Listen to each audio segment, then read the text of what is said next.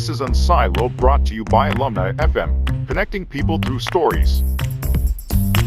Hi, I'm Greg LeBlanc, and this is Unsiloed. And today we're going to be with Stanley Fish, who is professor of law at Florida International University, also visiting professor at Cardozo School of Law, formerly at Duke, at Berkeley, former dean of University of Illinois at Chicago.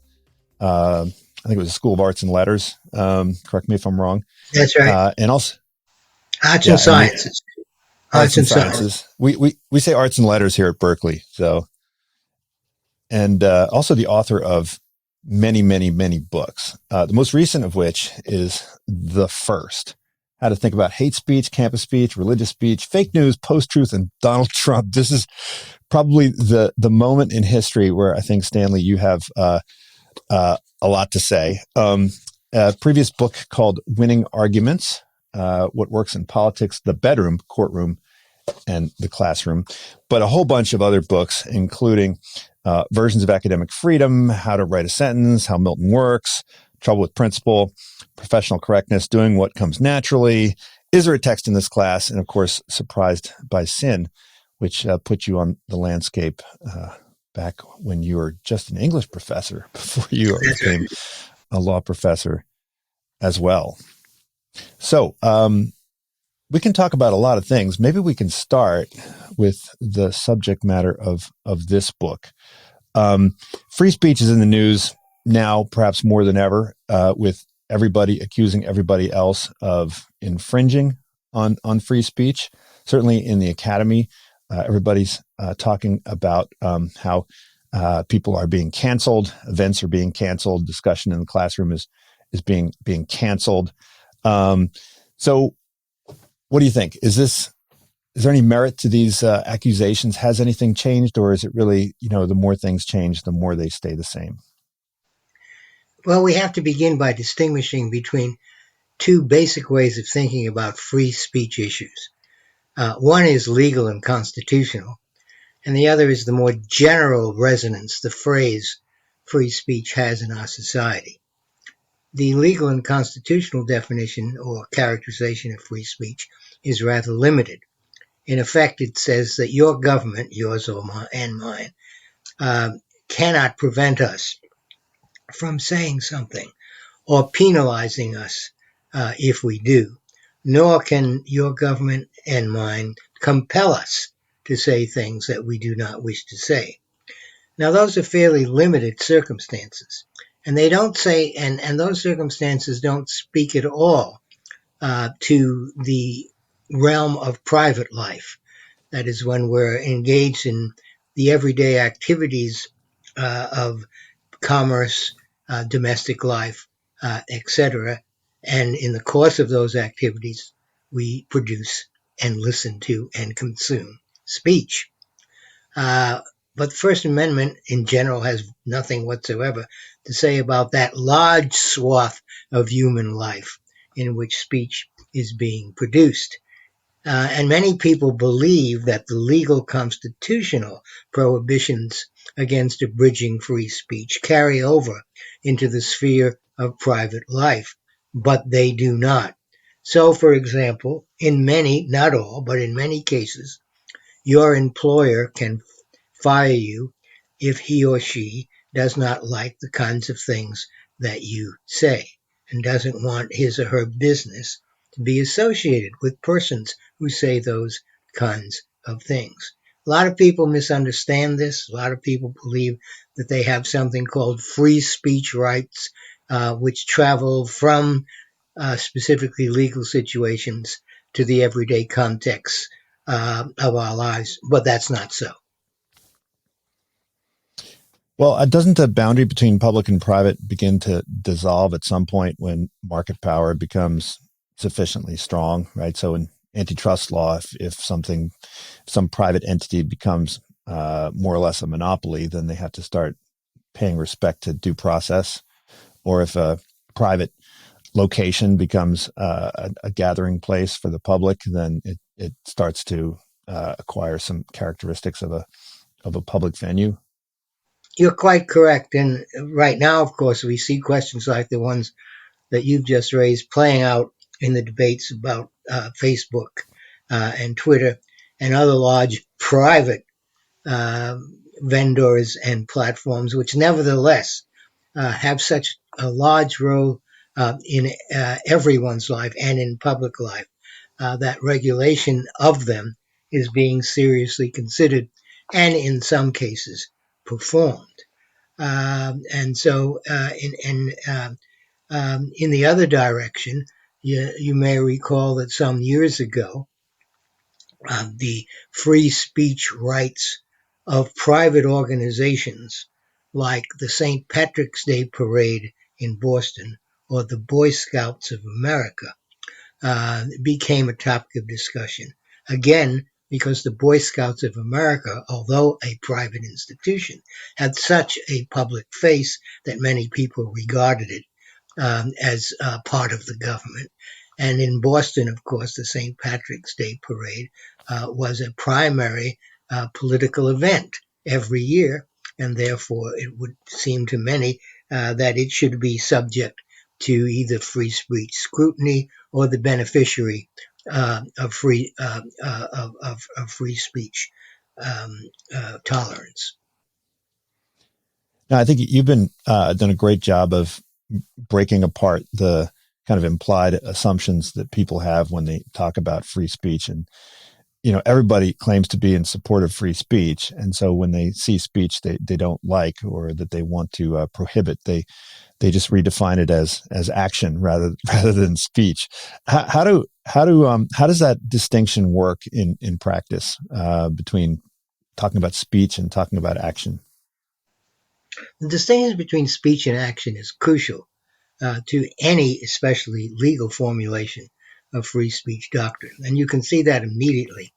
If you were to rewrite the First Amendment so that it said, Congress shall make no law abridging the freedom of action, that would immediately be seen as ridiculous because it's the business of governments and legislatures to police action in a variety of ways. So for there to be something called the First Amendment, which singles out speech for special protection, speech must be defined in a way that distinguishes it from action. Unfortunately, at least philosophically, that cannot be done, although many attempts to do it have been made over the decades and centuries. We want to believe, or at least some of us want to believe, what we were taught when we were young. Sticks and stones will break my bones, but names will never hurt me. But most of us realize also that this is a false statement. That words, rather than merely entering the ear and being processed by the brain, also have effects on the body, on one's way of life, both economic and cultural. And everywhere you look, it's quite obvious that words can have as many lacerating and lasting effects as forms of action.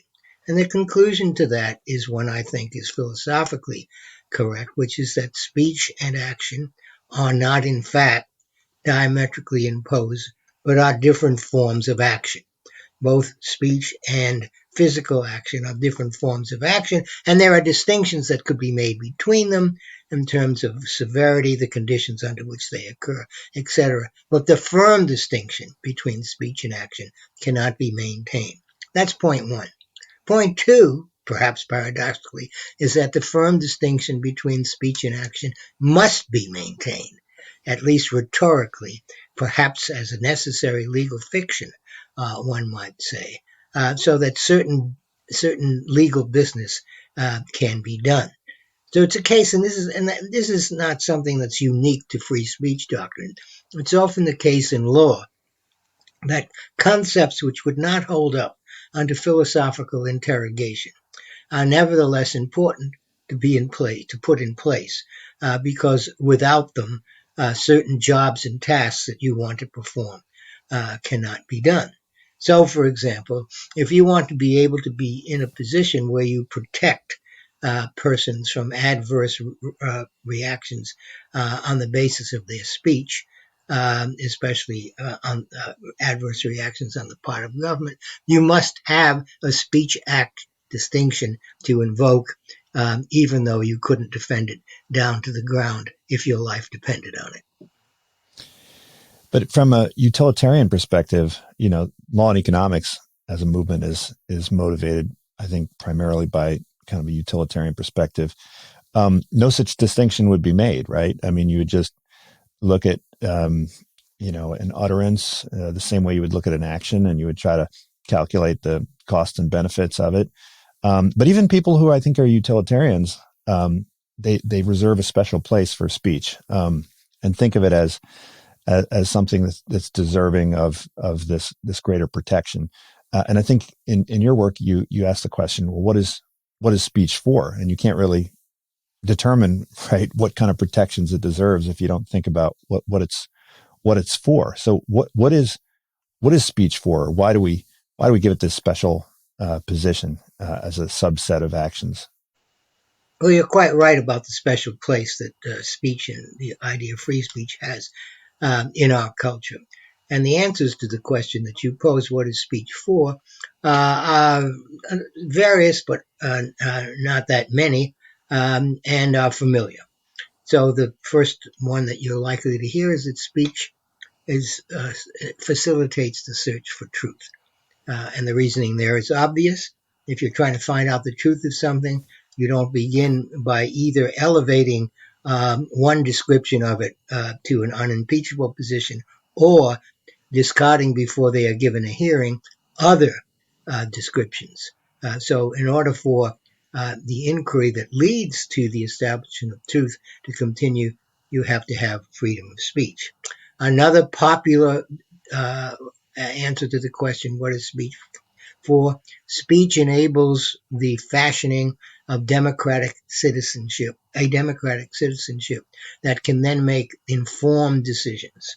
The idea there is that if you live in a society like ours, where government proceeds from the ground up, from the people to the people's representatives, then you must have a clear and a firm basis for the making of decisions. For example, the decision of voting some people into office and voting some others out of office. And in order for you to have a good basis for your decision, you have to have as much information as possible. A third, again, very popular answer to the question, what is speech for? Is to say that speech protects minorities against the power of the majority establishment. The doctrine of free speech protects minorities against a majority establishment, which might, for political reasons, wish to stifle or marginalize the speech of its opponents. And the First Amendment doesn't allow you to do that. This, in fact, was the argument that Robert Bork gave in a 1971 University of Indiana Law Review article, which later got him into trouble when he appeared before the Senate Judiciary Committee. So all of these reasonings, search for truth, informed citizenry, the encouragement of dissent, etc., are good arguments. But what I say in this new book, and actually what I said many years ago, is that those are also arguments for censorship. It's a paradox, apparently, but only apparently, that the strongest arguments for free speech, the reasons why free speech is valued by us, are also the strongest arguments for censorship. For example, if you believe that freedom of speech facilitates the search for truth, you have to acknowledge that some forms of speech, rather than facilitating truth, stand in its way, are obstacles to it, prevent it from coming to light. And in order, therefore, to realize this great value of the First Amendment, it helps us in the search for truth. You must censor those forms of speech that do not participate in that project. And all of the other answers are available that I gave to the question, what is speech for, are available to the same analysis. So that's why I title my first chapter in the new book. Let's see, what is the first chapter? It's been so long. Yeah, why censorship is a precondition of free speech. All of the chapters in this book have titles that are meant to be provocative, but which I hope lead to the arguments being made in those specific chapters.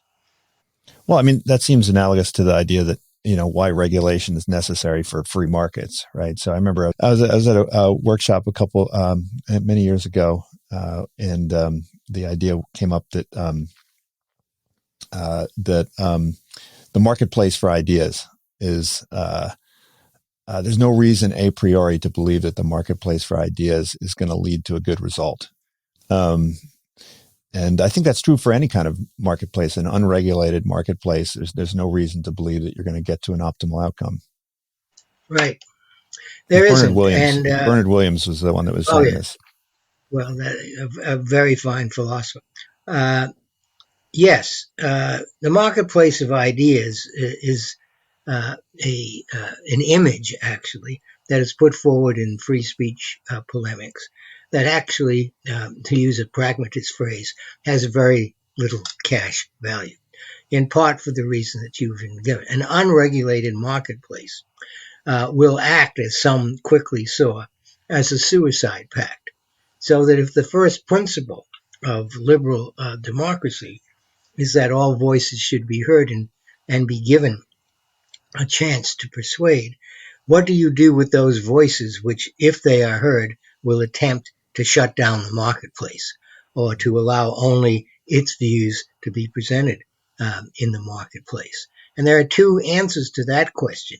One was given by Justice Holmes in one of his early dissents in the first 2 decades of the 20th century, when he said, well, if a form of speech has as its effects the bringing about of some kind of dictatorship, then the First Amendment tells us that we must let it have its way. That's a paraphrase, not a direct quote. And then you have, as opposed to that, the more optimistic view represented by Justice Brandeis at about the same time, maybe 10 years later, when Brandeis said two things. One, sunshine is the best disinfectant. And two, the remedy for bad speech is more speech, not enforced silence. And there he was saying, in effect, that if you let bad speech or dangerous speech or pernicious speech out into the air, the public will see it for what it is and reject it. It will wither and die. So that's the optimistic view, that the markets will, in effect, regulate themselves, and in a kind of reverse Gresham's law, the good will drive out the bad. And as I say in my book, the only really good counter-argument to Brandeis's optimism is all of recorded history, because it's never happened that way. Not inevitably, but often. It's the case that if you let an idea into the air and allow it to be broadcast with whatever megaphone its proponents may be able to afford, the result will be that people who have never heard of it before will suddenly hear of it and think to themselves, that's the truth that I now believe in. So what happens is what, in fact, is happening in general in the world of the internet, that lies, distortions, massive campaigns of deception, rather than being curtailed by an internet which lets everybody know what's going on, in fact, have grown and proliferated by virtue of the internet. And that gets me quickly, perhaps too quickly, to a major argument in several of the chapters in the new book, which is that the mantra, the free speech mantra, the more speech, the better, is false. And that therefore the inclination of some in our society to assume that the proliferation of speech will more often bring about good results is false. And this ties back to the original question you posed. Is an unregulated market always going to produce good effects? And at least in the context of the speech market, the answer is absolutely not. Well, I think here in Silicon Valley, there is this kind of techno utopian vision that Yeah, you right. refer to in the book, which is that the good arguments will drive the bad arguments out, sort of as some kind of natural law. I don't think that there's any empirical support for that, but that seems to be an article of faith among quite a few people. Well, but it's an article of faith which is based on an idea of language. The idea is that, and you can see this presented in a popular version, in a popular version in the famous essay by George Orwell, Politics and the English Language, which to my mind is the single worst essay ever written by a major figure on anything. It is a totally silly essay, but it has had a huge influence. And what Orwell says in this essay, you will recall, is that the problems in our political world today are problems of communication. That is, that we have our language has degenerated. It's no longer faithfully reflecting the nitty-gritty facts of everyday life. And techniques of distortion and deception have taken over, especially, he thought, and this is his narrow English parochialism, especially, he thought, when the linguistic forms are imported from France and Italy. This is one of the oldest tropes that the English culture puts forward. Anything bad that happens has been imported into good old sturdy English life from the decadent precincts of France and Italy. Orwell goes on to say that if we can refine our language so that every word that we speak refers to an empirically identifiable entity, and if we simply do not allow ourselves to use the kind of political vocabulary that feeds on distortion, hyperbole, and exaggeration, then our political lives, the lives of our culture, will improve. Fix the language, fix the culture, fix the world, fix the human condition.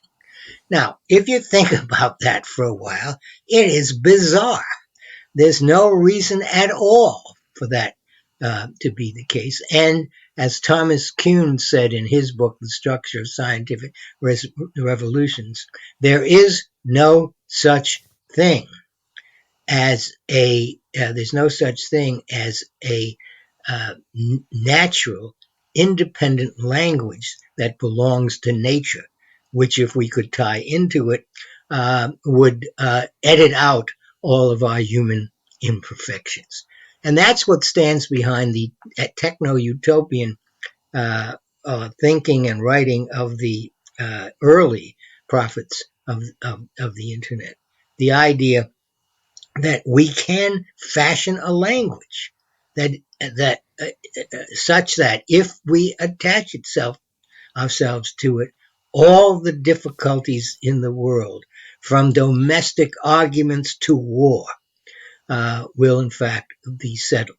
It's kind of like, you may remember the movie Cool Hand Luke with Paul Newman. And there's a famous scene after Paul Newman has been beaten by a prison guard, played by Strother Martin, and thrown into a pit.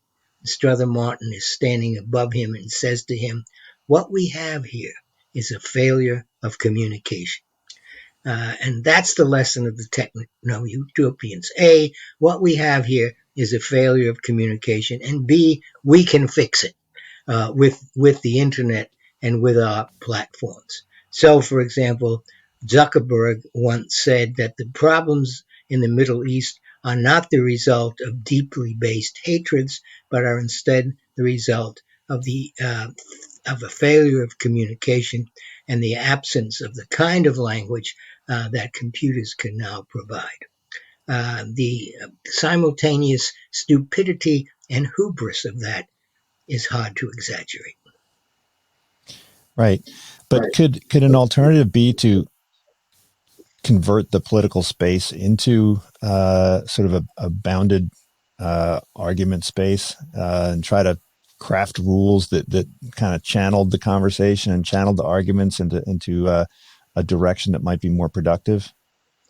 What happens in that case, and we can see this in the Senate proceedings of recent days and no doubt of future days, is that the rules themselves become the object of contestation. The rules that were supposed to filter out prejudiced or merely partisan views then become the object of prejudice and partisan debate. Now, I'll say any effort to eliminate what Philip Roth called the human stain from human communication will fail. Although it will always be, my saying that, my ability to demonstrate it historically and conceptually will not, I think, dissuade people who read me or who read others who are making the same point as I am. Because this faith that if only we could repair the ruins of Eden, if only we could go back to the moment before the Tower of Babel, when we all spoke the same language, and that language was like the language Adam and Eve spoke in Eden, where words named single things, and there were no metaphors, no equivocations, no distortions. There's always an effort to get back to that supposed origin. It will always fail, and it will always have an appeal. Well, maybe we don't need to go back to the Garden of Eden. Maybe we can go back to the Lincoln-Douglas debates. I think in your book, you talk about how, spin is unavoidable and all political argumentation is some form of spin. But you do point out that the nature of that spin has changed, and at least the attention span of the people participating in the political discussions has shrunk. Is what accounts for this? Is it purely a technology driven, or is there a cultural element to this? And is this, in your view, something which is beyond repair, or even in need of repair? Well, it certainly is in need of repair. And Lincoln-Douglas debates were remarkable for the length and duration of the back and forth between Douglas and Lincoln over extended period of time, so that someone who was paying attention to a sequence of arguments and to the responses to those arguments and to the responses to those responses. Well, immediately saying that, you realize that nothing like that is occurring in our political life today, where instead you have the statement and response made within 20 to 30 seconds of one another, and on both sides you have not arguments but talking points. And talking points, pieces of currency that you hand around and that do their work immediately and do not encourage reflection at all on their content. And of course, it was reflection that was being encouraged by in the Lincoln-Douglas debates. Could we get that back? Well, of course, there always have been both media efforts and political efforts to do that. Media efforts, there used to be more TV programs than there are now. In fact, I'm not even sure if there are any now. Programs like William Buckley's Firing Line, on which I appeared. I once appeared on Buckley's Firing Line for a 2-hour discussion of the questions that still bedevil us about political correctness and et cetera, et cetera. And it was an extraordinary event, I thought, in that these issues were fully argued out by people who were knowledgeable and committed to their positions. In the current Senate and Congress, there are groups like the Promise Keepers Group and others, people who meet together regularly in a bipartisan fashion, not in public, in order to try to figure out, as it is said in politics, the way forward.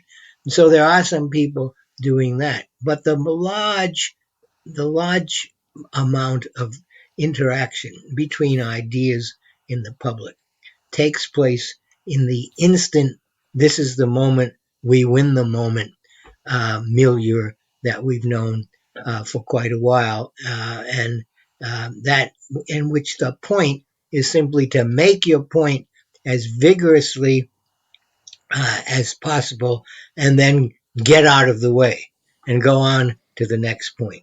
The very opposite of inviting considered reflection and deliberation. So I heard someone argue that once that this is this technological change is what's driving it, and that this is going to usher in a long period of a particular type of discourse. And the argument goes that the Reformation was launched by the printing press, and so we had about 200 years of disruption following that invention, and then Hitler and Stalin were enabled by radio, and radio really ushered in a generation of turmoil, and that the social media is really what's motivating this change in the rhetorical landscape. Well, it apparently goes along with something that you mentioned in your question, and that is the limitation on attention span.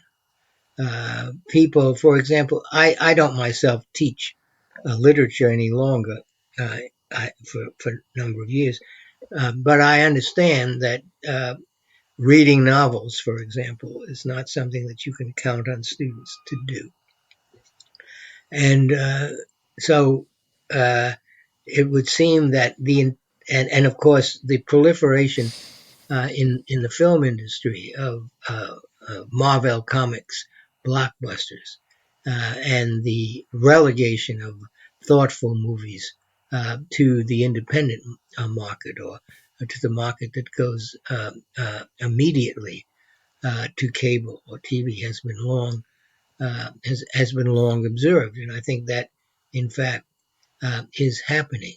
You can't get financing these days for certain kinds of films that won the Academy Award 30 or 40 years ago. They would be considered too slow, not enough action.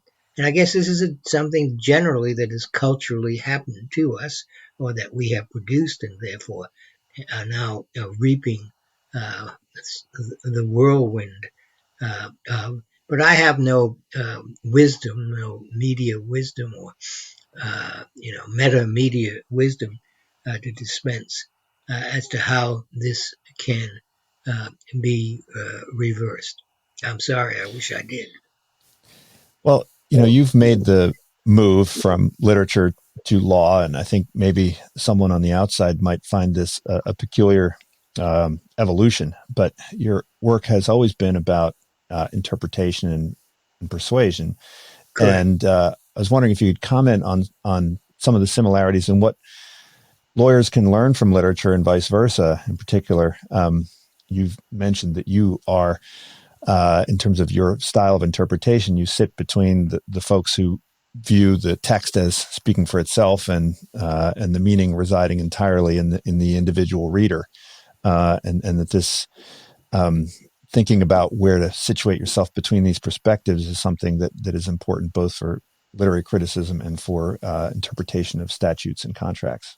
Well, you're quite correct that what drew me to the law was the topic of interpretation, which is shared in legal studies and in literary studies. And the position that I have taken in both areas is what is called an intentionalist position. That is, for me, whether you're thinking about what a poet or novelist meant, or what the framers of our Constitution meant, you're always asking a question about intention. What is it that this person or that this group of persons had in mind when they produced this verbal artifact? So I would say, and of course I'm not the only one by far who says this, that you can't really get to meaning by just scrutinizing the formal features of a verbal artifact, whether it's a clause in the Constitution or a poem by John Donne. Instead, in order for the words to come alive and even be words, you have to somehow imagine or construct an intelligence that intended a particular effect and was using these words to realize it.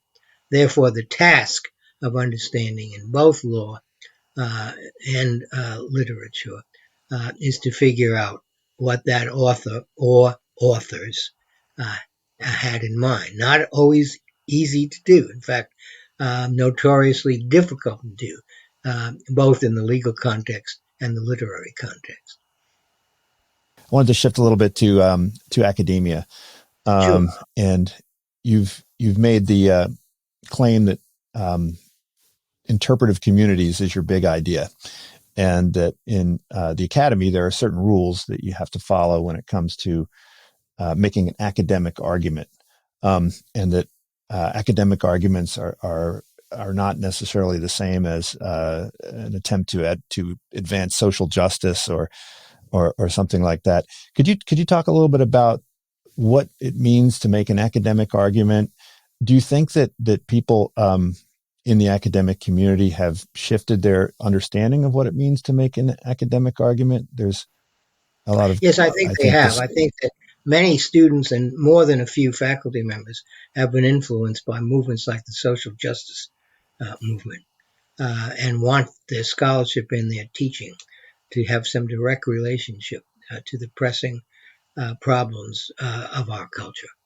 And I think for a variety of reasons, which I've been detailing for years, I think that's a huge mistake.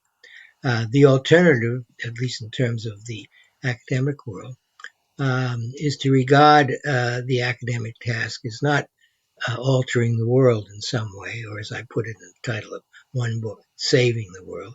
That's not what our job is as academics. Our job is to understand and explain things. So if you're teaching a course, there are two things that you want to do for your students.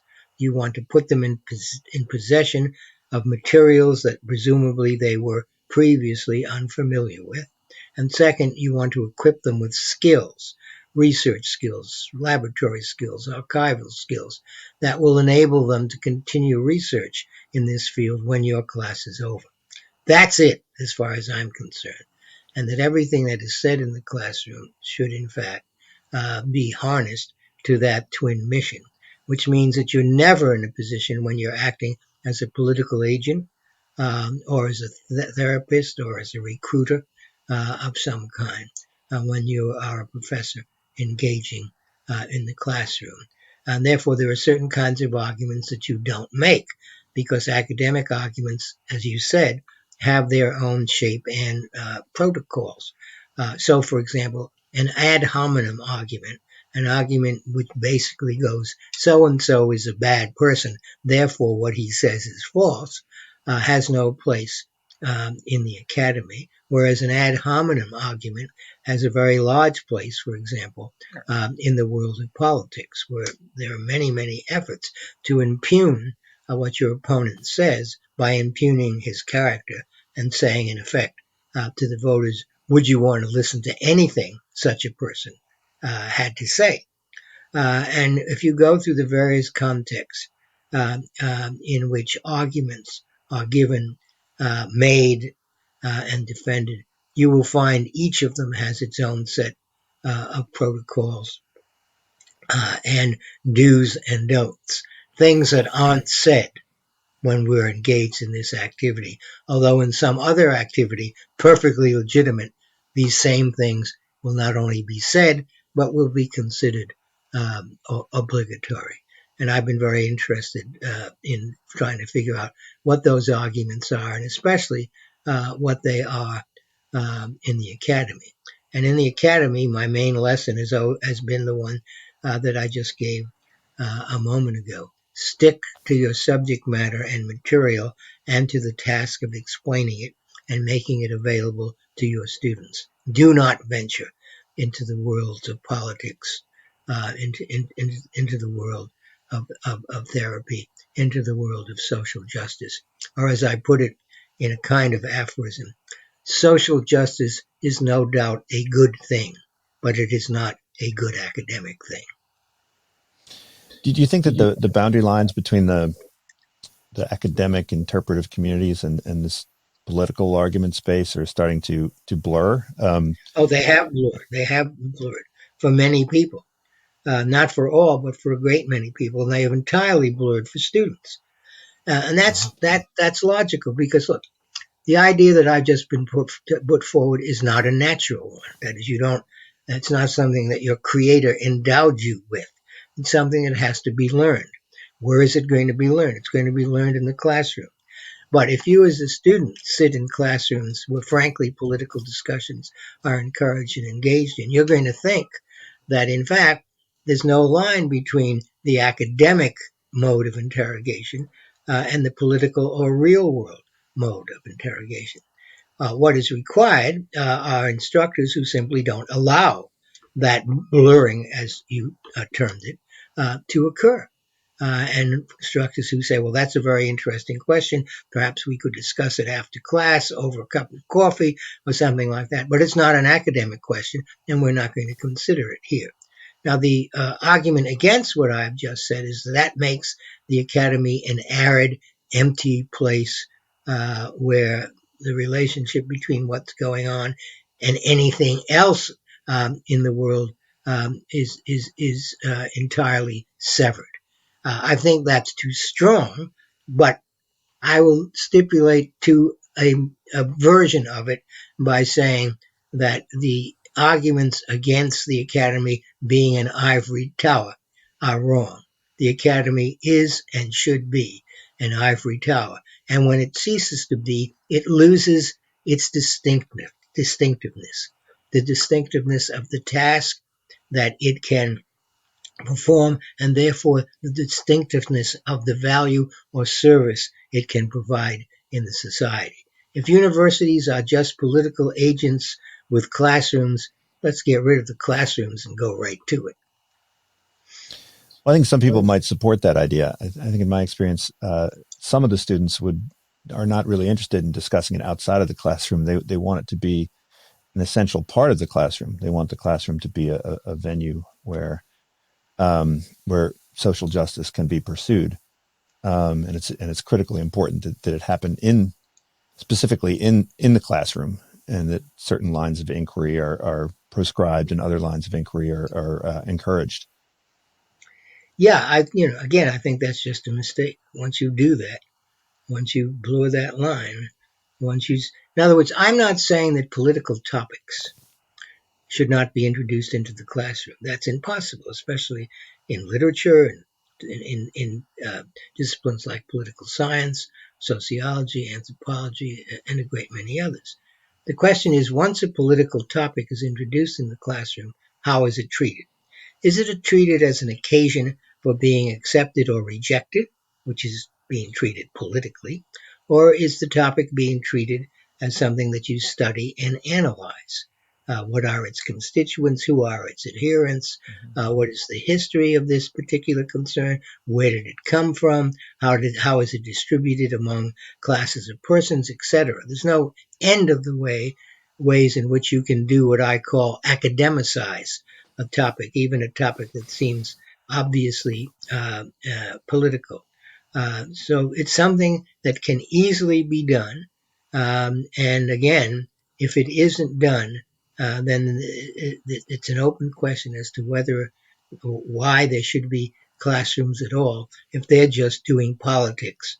What you're doing in the classroom is just doing politics, probably less well than you might do it if you were out in the real world. Do you think that a comfort with that distinctiveness requires an understanding of the basic rhetorical tools and an understanding of how we view distinctions like normative and positive and fact and inference? And I think when we were both at Duke University, there was a required class for all incoming freshmen where they were exposed to these concepts of rhetoric. Is this something that is, you think, no longer part of the standard undergraduate education? Are these kind of concepts and tools and ways of thinking unfamiliar to people in higher education now? Well, certainly classes in rhetoric, along with classes in civic education, have greatly diminished. And therefore, the grasp that people might have on the distinctions between the various contexts of our public and private lives is not as firm as it has been. Now, there are always efforts to bring back civic education and to have general courses teaching people the basic constituents of clear thinking, distinctions between fact and value, between deduction, uh, between deductive reasoning and empirical reasoning, all kinds of distinctions between the normative and the positive accounts of a matter. All of these could be put into a single course, a course in rhetoric or a course in the rhetoric and logic of human inquiry.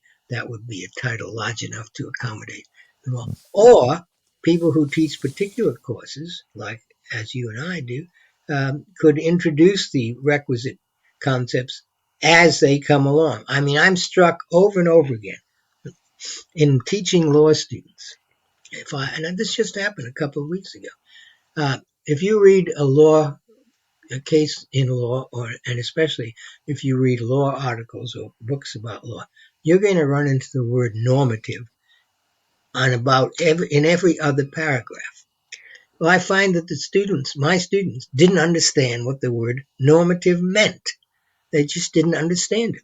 Well, which allowed me to wonder aloud to them, how is it that you can be engaged in activity in which a particular word is used repeatedly, and you're not curious enough to find out what it means?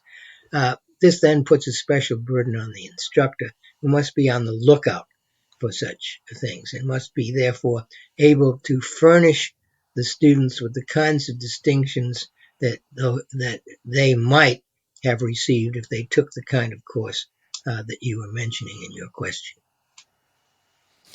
Now, you concluded your book on winning arguments by saying to escape politics is to escape mortality, and the belief in a life without politics is an illusion. And I think you make this point not just about the political realm, but also or what we conceive of as the political realm, but you bring it back into even the personal realm, the familial realm, the realm of friendship, the realm of marriage and parenthood. And I've found with my students that their ability to manage disagreement, their ability to navigate disagreement, to resolve disagreement is fairly weak. Do you see this as a skill that people need to learn? Where would they learn it? How would they learn it? You mentioned marital therapists and other relationship therapists as being in the service of helping to resolve disagreements.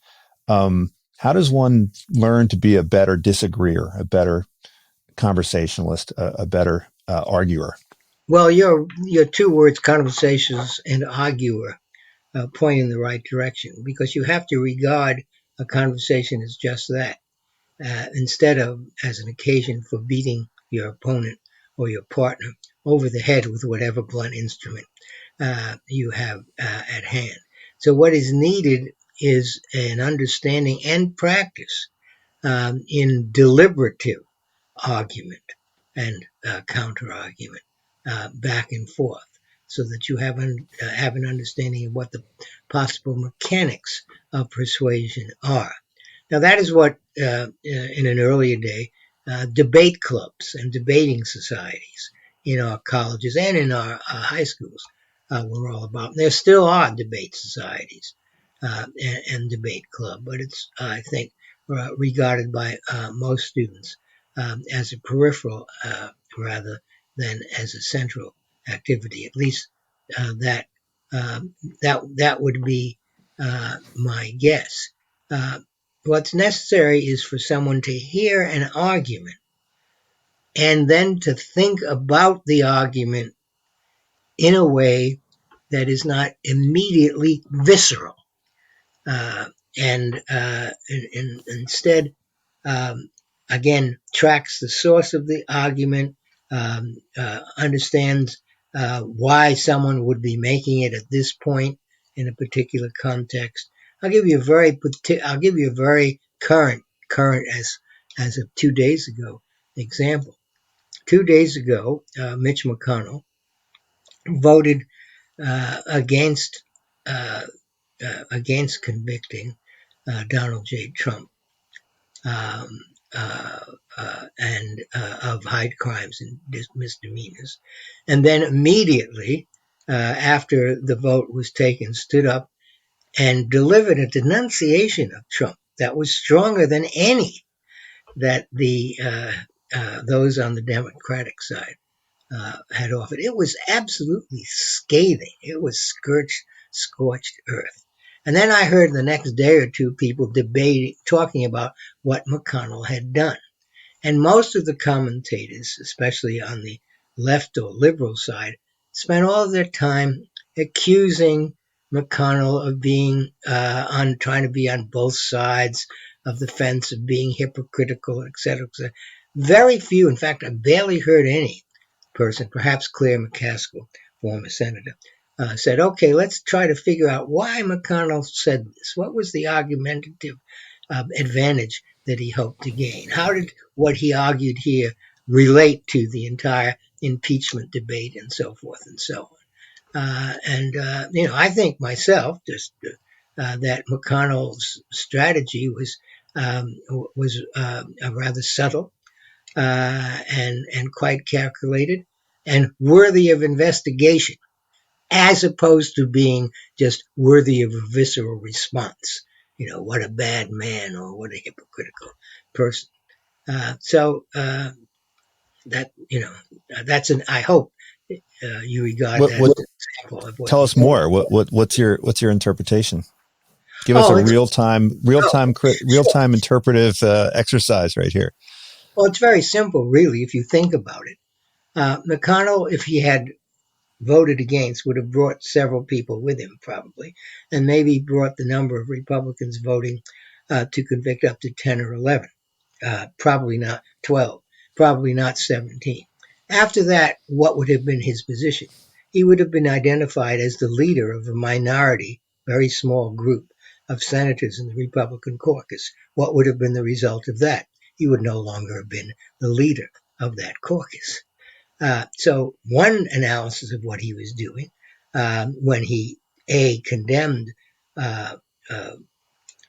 Trump, but only after having voted to acquit him, is that he was shoring up his own position, and also he was doing what he could at the moment to drive a wedge between Trump and a Republican Party that he saw as having suffered as the result of its association with Trump. So you can go on with that analysis and also even refine it to the point where you could think of particular members of the Republican caucus to whom McConnell was speaking, both when he voted not to convict and when he gave his scathing speech. And it could be a very nice analysis over a number of pages. And as a result, you would have an insight into the dynamics of the political process and a political argument. So how's that? Is that okay? Yeah. So, you teach in law, and I think a standard practice in law school is to have people make arguments independent of their own perspective on an issue, right? So it's just a standard practice. You say, hey, I want you to argue this position or that position. I found it increasingly difficult to get students to make arguments that they don't fundamentally believe. And even when they do so, they'll do so in a manner that is, transparently insincere. They'll disavow the argument, right? And so, here in Silicon Valley, where we preach, failure is a good thing, and 90% of ideas are bad ones, and the only way to find out what's a good idea is to pursue it and try it out and see if it goes. And yet, when it comes to kind of arguments that touch on areas other than, say, blandly technological, right. People are unwilling to try out, and they'll just prejudge an idea before they even explore it. And I think that's probably true in literature too, where people will decide what a novel is about before they open the first page. Do you see that as something which can be untaught, or is that a trend that perhaps we can make some interventions around? I don't know about interventions, but as you were speaking, I was thinking of John Stuart Mill, not my favorite philosopher. In fact, in many respects, I'm a critic of Mill's. But in one thing that he said, he says, if you want to know your own position and know it well, expose it to to as many objections as possible and respond to those objections. And in the course of that exercise, you will come to be in firm position of your own. And he went even further. He says, if no one is offering a position opposite to yours, invent one so that you can have the benefit of the exercise that results from attempting to defend your thesis, to defend your argument. And I think that can be done. When I was writing columns for the New York Times for a number of years, one of the things that I did, although I don't think anyone else did this, regularly, that is, for every third or fourth column, perhaps even more frequently than that, I would devote a column after I'd written one to all of the objections that had been made to the first column. And usually, when I wrote a column, and I received anywhere from 400 to 1,200 comments on it, they would be about 80 to 90% negative. So that I had lots of material to work with. Then I would go through all the negative arguments, line them up, and attempt to respond to them in the next column. And in the course of doing so, I would refine my position or find that a formulation of it that I had offered was not as good as one that I could now offer because I had gone through this exercise. But I can't think of any way that, and perhaps you can, to make this, in a sense, mandatory or culturally widely practiced. Can you? Well, it reminds me of the objections and replies section that you'd see in a standard philosophical text back in the day. I think Descartes had one, and a number of other philosophers would have that. And it reminds me also of Alfred Sloan, who remember famously at a meeting where everyone agreed with him. He said, "I'm going to leave, and I'll come back when you guys figure out how to disagree with me." Right? And I think in business, I hadn't. That's good. Yes, that's good. Yeah, he was the CEO of General Motors back in the 20s and 30s. And so I want to kind of wrap up with the idea of professional response. Let me say one more thing about this. Why are students, your students as you report, either unwilling or unhappy when they are asked to present the case for views that they don't believe in? I think the general reason is that students have now substituted the value of inquiry and investigation, have substituted for those two values the value of what we might call virtue. Students want to be on the right side and think that if they are on the right side and have arrived at the truth, that there's nothing to be said for the opposite position. Absolutely nothing to be said for the opposition. This has become ingrained in their culture for reasons that I'm sure someone could explain. But at the moment I can't. Well, I think also even when you're discussing things that have nothing to do with politics, if in say a business class, if you're just trying to figure out, should you expand into this product or that product, disagreeing with someone is often perceived as a doubting of that person's integrity or that person's fundamental worth, and so people feel threatened by disagreement and confrontation. And that makes it, if I give a group assignment, and people will want to do individual assignments, because to do a group assignment requires that they sit down and hammer out the disagreements, and they'd much rather agree to disagree, which is I think troubling for collective endeavor. Yes, I agree. I agree. So, last, want to wrap up with a discussion of professional responsibility. You teach in law, and law has a tradition of professional responsibility. I think medicine and other professions have an idea of professional responsibility.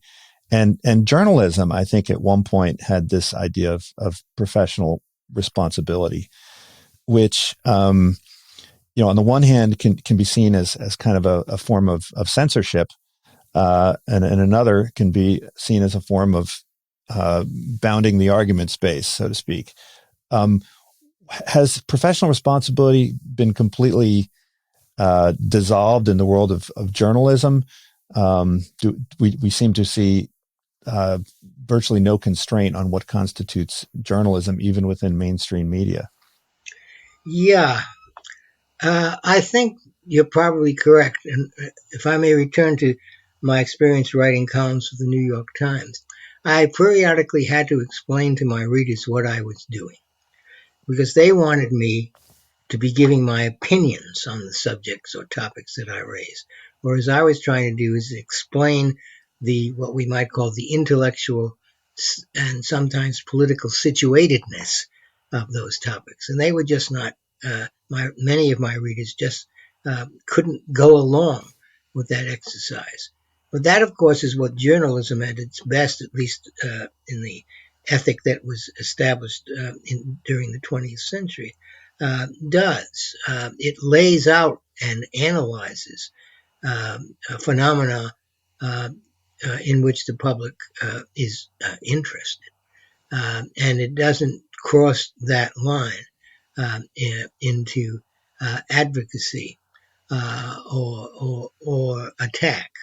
And I think that line is increasingly being crossed in print journalism, in cable networks, which have an obvious political slant, and you don't expect anything from them but a continuation or reinforcement of that slant.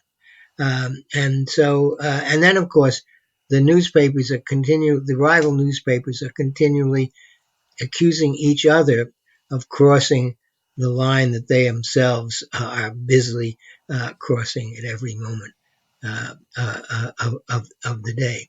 It goes to a question of trust.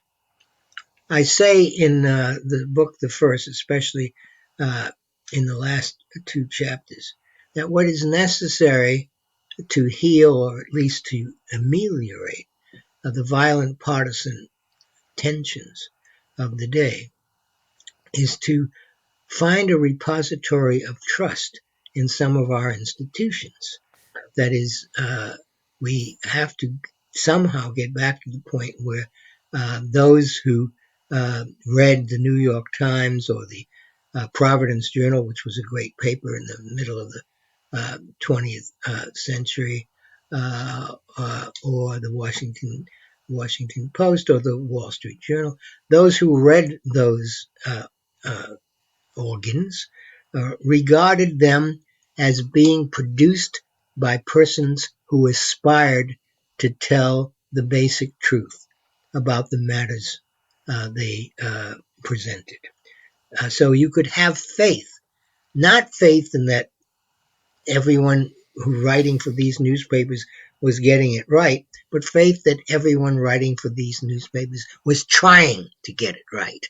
And that's a large distinction.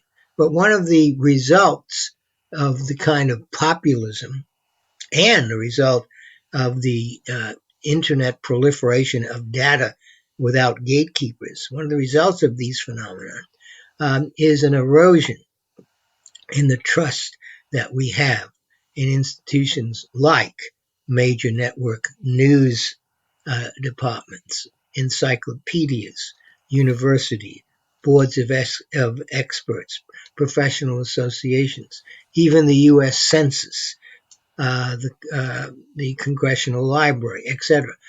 And I've not by any means exhausted the members of this category. If you have a bunch of if you have repositories of trust to which the general population turns, then you are in a position to resist the violent polarization of both political and everyday life that we see today. But then the question is, how do we get back that trust when so many political efforts are being made to break it down and to break it down successfully? Again, if I had the answer to that questions like that, I'd probably have a larger platform than I have at the moment. Well, perhaps your next book can be on the rhetoric of the pandemic. It's been fascinating to observe the complete politicization of the discussions around what should be seen as either epidemiological questions or cost benefit questions or questions about the efficacy of different policy interventions. I think it's hard to find people who don't have some kind of suspicion around, proclamations that maybe 30 years ago people would have viewed as being objective, and how both sides are trying to claim that science is on their side, and that follow the science is something that everyone can agree on, but no one can agree on what the science is. Well, yes. Arguments about the pandemic or political divisions around the pandemic are a reflection of a more general shape of our society's conflicts today. And I'm certainly not the first to say this.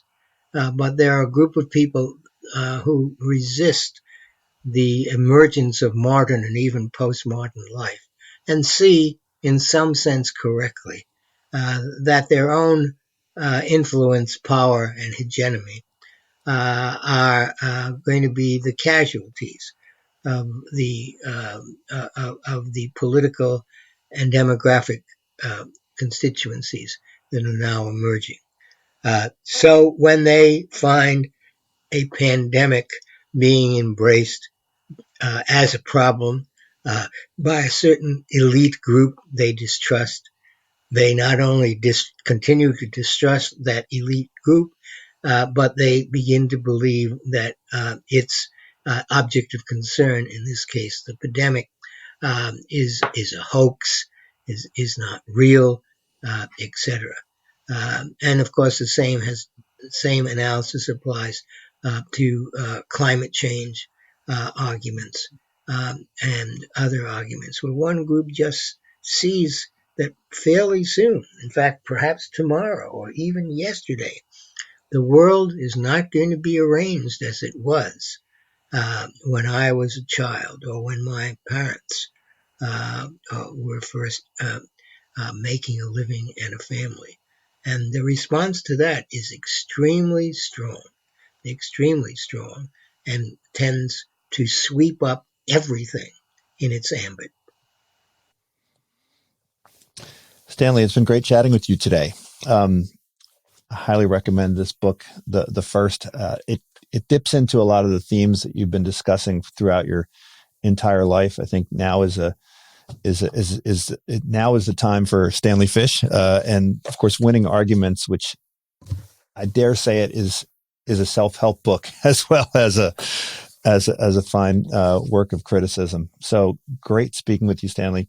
Hope to see you again sometime in the flesh. Thank you very much, and thank you for your excellent questions.